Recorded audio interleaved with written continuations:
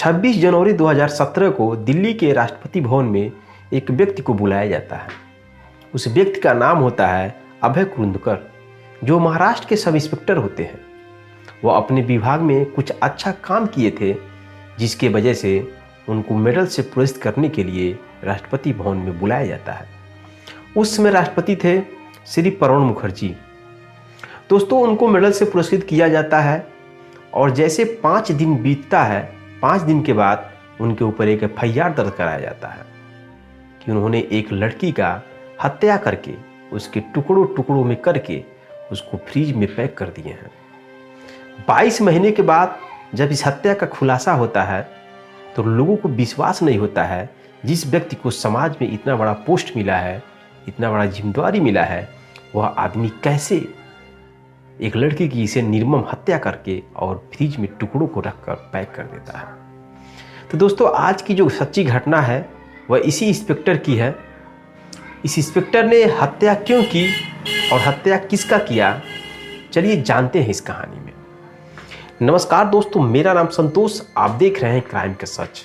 आज की जो सच्ची घटना है ये शुरू होती है महाराष्ट्र प्रदेश के जिला है कोल्हापुर। वहाँ की एक लड़की होती है जो पढ़ने में काफ़ी तेज होती है, पढ़ती है, लिखती है, लेकिन कुछ समय के बाद उसकी शादी हो जाती है राजू गोरे नाम का लड़के से। 2005 में उसकी शादी हो जाती है। वो लड़की अपने पति से बोलती है, मैं तैयारी करना चाहती हूँ, पढ़ लिख के कुछ बनना चाहती हूँ।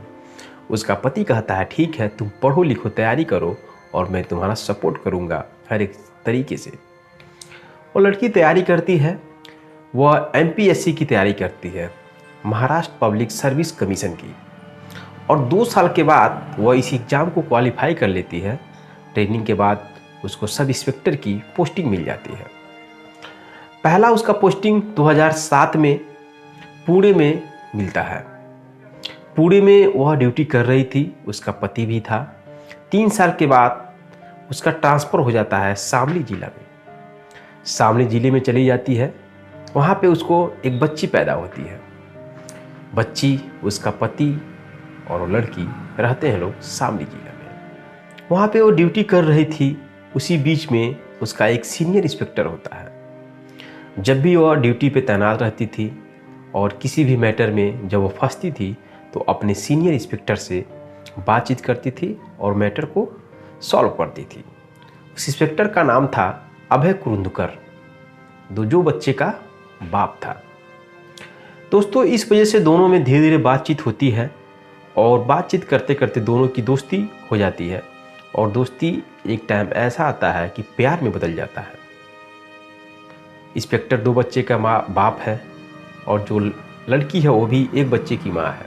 दोनों की शादी है, दोनों में प्यार हो जाता है और दोनों एक दूसरे से जब चाहे तब मिलना जुलना, शारीरिक संबंध बनाना सब चालू कर देते हैं।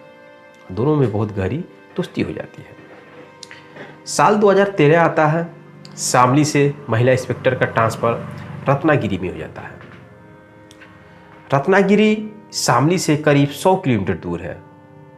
लगभग 4 व्हीलर से 3 घंटे लगते हैं। लेकिन इंस्पेक्टर जब भी मन करता था वह उससे मिलने के लिए जाता था। अब बात यहाँ तक आ गई कि दोनों एक दूसरे से शादी करने के लिए राजी हो गए। साल आया अक्टूबर 2014।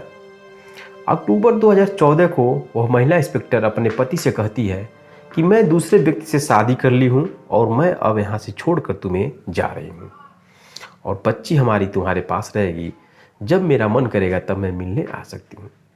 दोस्तों, ये बातें सुनकर उसका जो पति है राजू गोरे बहुत अफसोस करता है, क्योंकि उसको पहले से ही मालूम चल गया था, क्योंकि उससे काफ़ी दूरियां बढ़ गई थी उसकी बीवी की।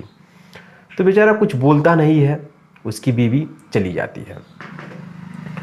फिर उसके जाने के बाद उसकी पोस्टिंग हो जाती है मानवाधिकार में, पुणे में महिला की। वहाँ पे एक रूम मिलता है और वहाँ पे लिव इन रिलेशन में इंस्पेक्टर और यह महिला साथ में रहते हैं। दोस्तों, साल 2014 आता है। 11 अप्रैल को वह महिला अपने नौकर से बोलती है कि दूध वाले को बोल दो कि दूध लेकर नहीं आएगा, मैं किसी ज़रूरी काम से जा रही हूँ यूपी में। दोस्तों उसी दिन वह महिला अपने भाई को मैसेज डालती है कि मैं यूपी में जा रही हूँ किसी सरकारी काम से। मैसेज डालकर छोड़ देती है और वो 11 अप्रैल 2014 को यूपी निकल जाती है। दोस्तों यूपी निकलने के बाद उसका अता पता नहीं कहीं चलता है। जब कुछ दिन बीत जाते हैं और जब वह अपनी नौकरी करने के लिए नहीं जाती है तो मानवाधिकार विभाग से फ़ोन आता है उस महिला इंस्पेक्टर के पिताजी के पास कि आपकी बेटी ड्यूटी करने नहीं आ रही है, कहाँ गई है। उसके पिताजी बोलते हैं मेरी बेटी तो विभाग के काम के लिए ही वह यूपी गई है। तो उस विभाग के लोग बताते हैं कि ऐसी कोई बात ही नहीं है, यहाँ से उसको नहीं भेजा गया है, वो अपने आप से ड्यूटी नहीं आ रही है। उसके बाद बाप परेशान हो जाता है और जो उसका लड़का है यानी कि इंस्पेक्टर का जो भाई है वह अपनी सिस्टर को खोजने के लिए इधर उधर तलाश करने लगता है, लेकिन कहीं मालूम नहीं चलता है।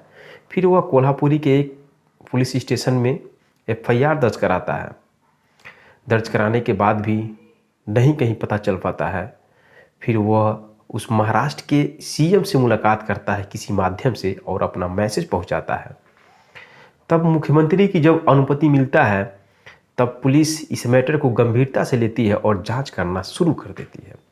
सबसे पहले उस महिला इंस्पेक्टर के पति को उठा लेती है पुलिस और जब उससे पूछताछ किया जाता है तो महिला इंस्पेक्टर का जो पति है राजू गोरे, उसको सब पता था किसके साथ गई है और किसके साथ शादी हुआ था।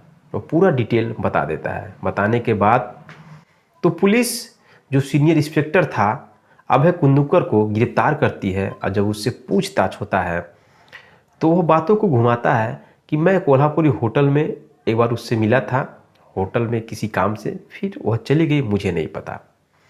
उसके बाद दोस्तों उस इंस्पेक्टर के जो मोबाइल नंबर है उसकी CTR निकाली जाती है। CTR निकालने के बाद मालूम चलता है कि उसका नंबर उस सब इंस्पेक्टर से, महिला से और उसका जो ड्राइवर है उससे बराबर कांटेक्ट में था जब वो होटल में गया। तो फिर क्या, उसके ड्राइवर को गिरफ्तार किया जाता है जिसके ड्राइवर का नाम था कुंदन भंडारी। उसको गिरफ्तार किया जाता है और जब उससे पूछताछ किया जाता है तो बताता है कि मैं उस दिन आया था और सर के साथ एक और आदमी था, लेकिन मुझे नहीं पता था उसका नाम क्या है। उसके बाद ये लोग कहाँ गए मुझे नहीं मालूम। दोस्तों ये बातें सुनकर के पुलिस उस सब इंस्पेक्टर को, उसके ड्राइवर को, उसका एक और दोस्त था, सबको बड़ी कड़ी सख्ती से साथ जब अपने तरीके से जांच किया जाता है, पूछा जाता है, तो सच्चाई जो निकल कर सामने आती है वह सुन करके आप हैरान और परेशान हो जाएंगे। दोस्तों पता चलता है कि जिस दिन वो लोग होटल में मिले थे उसी दिन उस इंस्पेक्टर का एक दोस्त था राजेश और महेश, ये दोनों मिल करके उस औरत की हत्या कर देते हैं और हत्या करने के बाद उसके टुकड़े को काट कर जो इंस्पेक्टर है उसके ही रूम में फ्रिज में पैक कर दिया जाता है। फिर वो वहाँ से फरार हो जाते हैं। दोस्तों इंस्पेक्टर उस महिला को क्यों मारा, जब पूछा गया तो इंस्पेक्टर बोला कि वह मुझसे शादी करने के लिए दबाव बना रही थी और मैं ऑलरेडी पहले से शादी किया था, हमारे 2 बच्चे भी थे, इस वजह से मैंने उसकी हत्या कर दी। तो दोस्तों कहीं ना कहीं समाज में इसका बहुत गलत असर पड़ेगा। आप जिसके साथ शादी कर लिए हैं, जिसके साथ रह रहे हैं, उसी को सब कुछ मान के रहिए। आप उससे बेटर खोजने की कोशिश करेंगे तो हो सके आपका यही हाल हो सकता है। तो कहा जाता है गलत कर्म का बुरा ही नतीजा आता है। दोस्तों मेरा कहानी सुनाने का मतलब सिर्फ यही है कि आपको जागरूक और सतर्क करना। कहानी सुनने के बाद आपको समाज में ऐसी कहीं भी घटना अगर सुनाई दे रही है, करने का मन कर रहा है तो हम मत करिए। सावधान रहिए, सतर्क रहिए, क्योंकि ज़्यादा अच्छे के चक्कर में आप इस दुनिया से हमेशा के लिए जा सकते हैं। जैसे उस महिला सब इंस्पेक्टर ने गलत किया और गलत का रिजल्ट गलत आया। अपने पति को छोड़कर गलत किया, अपने लड़की को छोड़कर गलत की, फिर शादी के चक्कर में इंस्पेक्टर ही उसकी हत्या कर देता है, जिसको अपने दिलो जान से जानती थी और चाहती थी और अपने पति बच्चे को छोड़कर उसके साथ रहने की कोशिश की, उसी ने उसकी हत्या करके इस दुनिया से हमेशा हमेशा के लिए ऊपर भेज दिया। तो दोस्तों, अगर आपको ये कहानी अच्छी लगी, चैनल को सब्सक्राइब, वीडियो को लाइक करें।